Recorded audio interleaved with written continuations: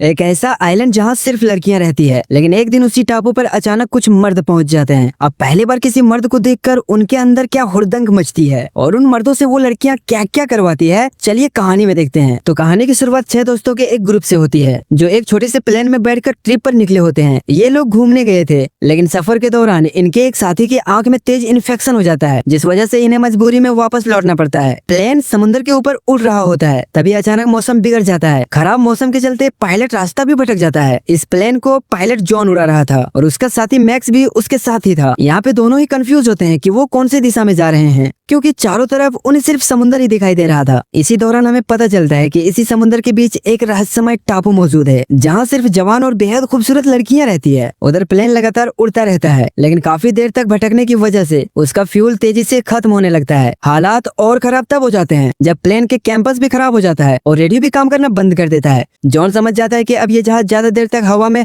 नहीं रह सकता, इसीलिए वो किसी भी हाल में इसे कहीं लैंड कराना चाहता है। तभी विल नाम के एक आदमी की नजर दूर एक टापू पे पड़ती है। जॉन बिना ज्यादा सोचे उसी टापू पर प्लेन उतारने का फैसला करता है। ये वही टापू होता है जहाँ वो रहस्यमय लड़कियां रहती थी। अब जैसे ही प्लेन टापू के पास पहुंचता है, वहाँ मौजूद 2 लड़कियों को इसके आने का एहसास हो जाता है। प्लेन पानी पर उतरते हुए धीरे धीरे समुद्र में आगे बढ़ता है। उसे देखते ही कई लड़कियां चुपचाप किनारे पर पहुंच जाती है और छुपकर जहाज को आते हुए देखने लगती है। कुछ ही पलों में प्लेन किनारे से टकरा कर रुक जाता है। अब सबसे पहले डैनी प्लेन से बाहर निकलता है और उसके बाद माइक नीचे उतरता है। डैनी उतरते ही चारों तरफ नजर दौड़ाता है। थोड़ी देर बाद स्टू भी, जिसकी आंख पर पट्टी बंधी हुई थी, प्लेन से बाहर आता है। सभी को लगने लगता है कि इस टापू पर जरूर कोई रहता होगा जो उनकी मदद कर सकता है। डैनी आसपास का जायजा ले ही रहा होता है कि तभी उसकी नजर एक सुअर पे पड़ती है और वो अचानक उसे गोली मार देता है। और समय बीतते बीतते रात हो जाती है और सभी लोग किनारे पर ही रुकने और वहीं सोने का फैसला करते हैं। अब रात के समय डेव जब बाथरूम के लिए थोड़ी दूर एक कोने में जाता है तो वहाँ उसे एक इंसानी खोपड़ी दिखाई देता है। अब खोपड़ी देखकर उसका फट जाता है और डर के मारे जोर जोर से चिल्लाने लगता है। उसकी आवाज सुनकर उसके सभी साथी वहाँ पहुँच जाते हैं। खोपड़ी को देखकर सबको लगता है कि शायद इस टापू पर आदिवासी रहते हैं और उन्होंने ही किसी इंसान को मार दिया होगा। अब अगली सुबह हमें उसी टापू पर मौजूद डायना नाम की एक लड़की को दिखाया जाता है। वो टापू पर बैठकर प्रार्थना कर रही होती है और उसके आसपास कई और लड़कियां मौजूद होती है। दरअसल डायना अपनी देवी से प्रार्थना कर रही होती है और बताती है कि इस टापू पर बाहर से कई आदमी आ चुके हैं और अब सिर्फ तुम ही हो जो उन आदमियों से हमें बचा सकती हो। यहीं से साफ हो जाता है कि डायना इस पूरे ग्रुप का मुखिया है। उधर विल और मैक्स एक टीम बनाकर टापू पर पीने का पानी ढूंढने के लिए निकल जाते हैं। वहीं दूसरी तरफ माइक और डैनी भी अलग होकर पानी की तलाश में निकल पड़ते हैं।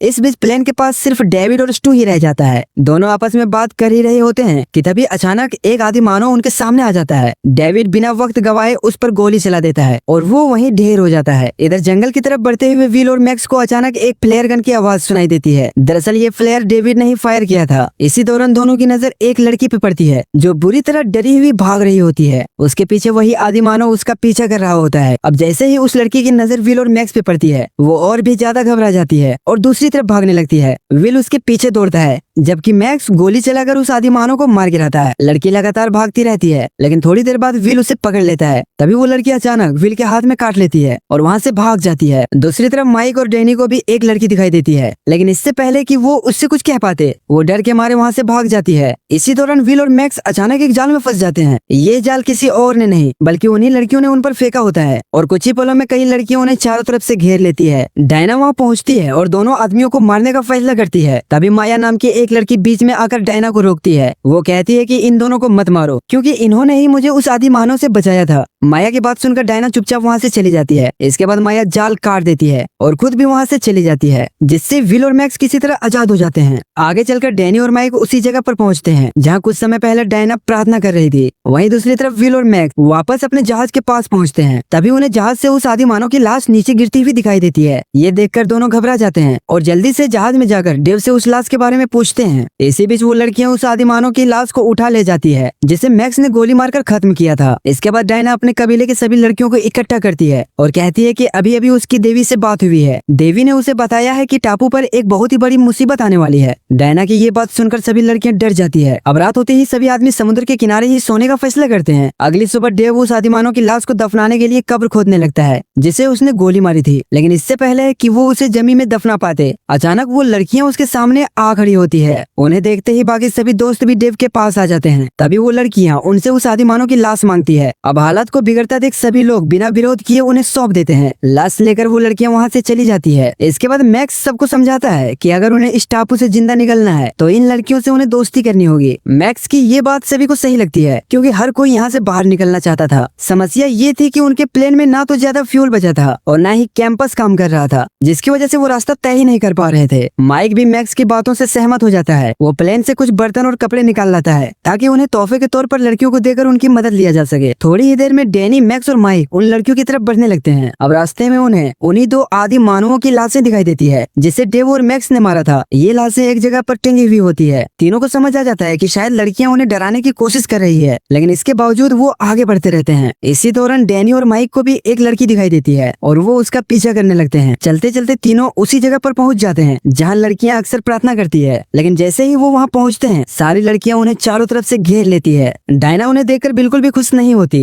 तभी डैनी आगे बढ़कर डायना से कहता है कि वो उससे दोस्ती करना चाहते हैं। ये कहते हुए वो कपड़े और बर्तन उसके सामने रख देता है और बताता है कि ये सब उनके लिए तोहफे हैं, लेकिन डायना साफ मना कर देती है और कहती है कि नहीं, उन्हें इन चीजों की कोई जरूरत नहीं है। अब डायना के इनकार के बाद तीनों वहाँ से चुपचाप वापस लौट जाते हैं, लेकिन वो कपड़े और बर्तन वही छोड़ जाते हैं। अब थोड़ी देर के बाद बाकी लड़कियों को भी वो सामान काफी पसंद आता है, जबकि डायना को ये सब बिल्कुल भी अच्छा नहीं लगता। इसके बाद हम माया को देखते हैं जो नए नए कपड़े पहनकर चुपके से मैक्स के पास आती है। वो डायना को बताए बिना ही उससे मिलने आई होती है। दरअसल मैक्स ने ही माया की जान उस आदिमानव से बचाई थी और तभी से माया के उसके लिए कुछ महसूस करने लगी थी। मैक्स उसे कॉफी पिलाने की कोशिश करता है, लेकिन माया ने कभी भी कॉफी नहीं पी होती, इसीलिए उसे उसका स्वाद बिल्कुल भी पसंद नहीं आता। कुछ देर के बाद सभी लड़कियां फिर से प्रार्थना वाली जगह पर इकट्ठा हो जाती है। वहीं माया सबके सामने कह देती है कि उसे मैक्स से प्यार हो गया है। इसी बीच अचानक डायना वहाँ पहुँच जाती है। वो सभी को बताती है कि अभी अभी उसकी देवी से फिर से बात हुई। देवी ने कहा है कि पहले उन आदमियों से दोस्ती करनी होगी और उसकी मदद से आदि मानवों को खत्म करना होगा, और जब आदि मानव मारे जाएंगे तब बारी उन आदमियों की होगी। अब डायना की इस बात को सुनकर सभी लड़कियां मायूस हो जाती है क्योंकि वो सभी लड़कियां तो उन लड़कों के साथ दोस्ती करके उससे बच्चे पैदा करना चाहती थी, लेकिन डायना का इरादा कुछ और ही था। कुछ देर के बाद हम देखते हैं कि डैनी और मैक्स समुद्र के किनारे बैठकर आपस में बातें कर रहे होते हैं। तभी दो लड़कियां वहां आकर उनसे घुलने मिलने लगती है। उधर विल समुद्र में मछलियां पकड़ने की कोशिश कर रहा होता है। उसे देखकर एक लड़की उसके पास पहुंचती है और थोड़ी ही देर में डैनी भी उस लड़की के पीछे पीछे वहां आ जाता है। वहीं दूसरी तरफ मैक्स के पास माया अकेली बैठी होती है। मौका देखकर मैक्स उसे किस कर लेता है। माया को भी ये अच्छा लगता है और वो भी मैक्स को वापस किस करने लगती है। इसी दौरान डेव किनारे पर अकेले टहल रहा होता है। उधर कुछ लड़कियां माइक से भी दोस्ती कर लेती है। उनमें से एक लड़की पेड़ पर चढ़कर उसके लिए नारियल तोड़ने लगती है। तभी अचानक उसकी नजर दूर कुछ आदि मानवों पर पड़ती है जो एक नाव में बैठकर उसी टापू की ओर आ रहे होते हैं। वो लड़की घबरा कर चिल्लाती है और सभी को एक जगह इकट्ठा कर लेती है। अब खतरे को देखकर वो सारी लड़कियां इधर उधर छिप जाती है और कुछ ही देर में वो आदिवासी टापू पर पहुंच जाते हैं। अब अपने मरे हुए साथियों की लाशें देखकर वो आग बबूला हो जाते हैं। इसी बीच टहलने के बाद डेव थोड़ा आराम करने बैठ जाता है। तभी अचानक एक आदिवासी पीछे से आकर उसका गला काट देता है। जब आदिवासी अपने साथियों की लाशें उठाकर वहाँ से चले जाते हैं तो बाकी के सारे लोग वहाँ आ जाते हैं। वो देखते हैं कि डेव को मार दिया गया है। ये देखकर सभी सदमे में आ जाते हैं और भारी मन से ही वहीं पर डेव को दफना देते हैं। कुछ समय के बाद माया और मैक्स साथ साथ टहलते हुए आगे बढ़ते हैं। तभी मैक्स की नजर एक पुराने जहाज पे पड़ती है। दोनों उसके अंदर जाकर देखने लगते हैं। उधर डायना के इशारे पर बाकी सारी लड़कियां उन आदमियों को चारों तरफ से घेर लेती है। इसी दौरान माया और मैक्स को उस पुराने जहाज के अंदर एक लाश मिलती है। उस लाश को देखकर माया घबरा जाती है और मैक्स से कहती है कि यही हमारी देवी है। ये सुनकर दोनों तुरंत जहाज से बाहर निकल आते हैं। अब बाहर आकर माया मैक्स से कहती है कि डायना शुरू से ही झूठ बोलती आ रही थी कि देवी अभी भी जिंदा है और वो उससे बातें भी करती है। माया की ये बातें मैक्स को अजीब लगती है। अब सच्चाई जानने के लिए वो दोबारा उस जहाज में जाता है और ध्यान से छानबीन करने लगता है। तभी उसके हाथ एक पुरानी सी डायरी लगती है। मैक्स उस डायरी को खोलकर पढ़ता है जिसमें लिखा होता है कि कई साल पहले एक देश में एक बेहद भयंकर युद्ध शुरू हो गया था। डायरी में लिखा होता है कि उस भयंकर युद्ध की वजह से पूरे इलाके के लोग अपनी जान बचाकर भागने पर मजबूर हो गए थे। उसी देश में मारिया नाम की एक सिस्टर थी जो छोटे बच्चों का एक अनाथ आश्रम चलाती थी। जैसे ही युद्ध शुरू हुआ मारिया सभी लड़कियों को लेकर एक जहाज में सवार हो गई, लेकिन सफर के दौरान मौसम अचानक इतना खराब हो गया कि जहाज का संतुलन बिगड़ गया और वो समुद्र के बीच एक टापू पर जाकर क्रैश हो गया। गया। इस हादसे में छोटी लड़कियां तो किसी तरह बच गई, लेकिन सिस्टर मारिया का जबड़ा टूट गया और जहाज का पायलट मौके पर ही मारा गया। उस मुश्किल वक्त में छोटी सी डायना ही मारिया की देखभाल करती है। डायना उस समय सिर्फ 10 साल की थी, लेकिन फिर भी वो बाकी सभी लड़कियों की भी ख्याल रखती है। समय के साथ डायना बड़ी हो जाती है और धीरे धीरे खुद को उन सभी लड़कियों का नेता मानने लगती है। अब कुछ साल के बाद सिस्टर मारिया की मौत हो जाती है। इसके बाद डायना ही पूरे ग्रुप का मुखिया बन जाती है, लेकिन डायना बाकी लड़कियों को झूठ में कहती है कि मारिया कोई देवी थी जिसने उनकी जान बचाई थी। वो किसी को भी उस पुराने जहाज के पास जाने नहीं देती और कहती है कि देवी अभी भी उसी जहाज में जिंदा है और सिर्फ उसी से बात करती है। पूरी डायरी पढ़ने के बाद मैक्स समझ जाता है कि डायना बिल्कुल पागल लड़की है। इसी दौरान मैक्स को वहीं एक दिशा दिखने वाला कैंपस भी मिल जाता है। उधर दूसरी तरफ लड़कियां सभी आदमियों के हाथ बांध चुकी होती है। तभी डायना कहती है कि इन सभी आदमियों को आदिवासी कबीले के हवाले कर देना चाहिए ताकि वो कबीला दोबारा कभी उन पर हमला न करे। उसी वक्त मैक्स वहाँ पहुँच जाता है और सबके सामने डायना की पूरी सच्चाई बता देता है। अब सच सामने आते ही सभी लड़कियां मिलकर डायना पर हमला कर देती है और उसे मार डालती है। अब अगली सुबह सभी लोग मिलकर उस टापू से निकलने का फैसला करते हैं। मैक्स के पास मिला कैंपस ये दिखा रहा होता है कि पास ही एक टापू मौजूद है। जैसे ही ये लोग वहाँ से निकलने लगते हैं, आदिवासी कबीला उन पर हमला कर देता है। हालांकि आदिवासी उन्हें रोकने की पूरी कोशिश करते हैं, लेकिन मैक्स और उसके साथी